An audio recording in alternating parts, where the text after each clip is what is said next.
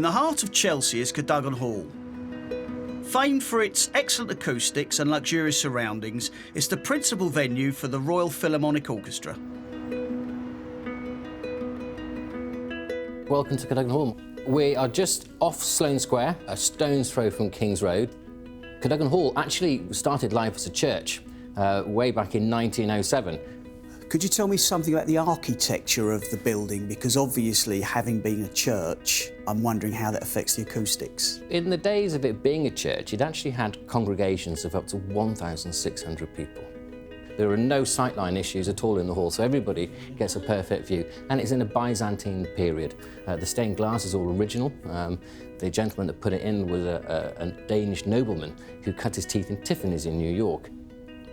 Of course, nowadays, with the modern requirements of a concert hall, we have had to install lots of technology which is hidden. But architecturally, we didn't have to do a huge amount to the hall to get it into a place of a leading concert hall. The hall has become noted for its natural acoustic and is particularly good for large-scale orchestral, chamber and choral music.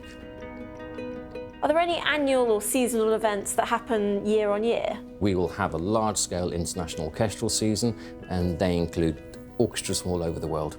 We are home to the BBC Proms. So, of course, in London, BBC Proms is the world's largest classical orchestral festival. And the main thrust of those concerts are at the other hall around the corner, the Royal Albert Hall. However, we stage the chamber concerts. So every Monday, throughout the end of July, going all the way through August and September, we have chamber music concerts, lunchtime concerts. We also have a very lively and active contemporary season, or a strand, including the London Jazz Festival, which is a series of 10 events through November. Also during August, running parallel to our proms, we have children's shows. We just had 6 weeks of When the Tiger Came to Tea, through to a very strong choral series. So there's always a lot to choose from. The Cadogan Hall has a unique history. It's actually privately owned, and very few concert halls in the world are privately owned.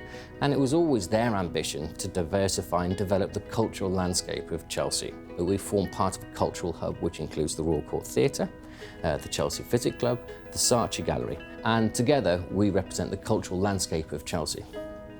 How easy is it for people to get tickets for performances at the Cadogan Hall? We are very busy, I'm delighted to say. With the huge amount of performances we have, we attract people not just from London and the UK, but from Europe and further afield too. Most people do book online and they book in advance to secure the best seats. However, if you're in London and you're in our area, do swing by and I'm sure we'll be able to hopefully get you in.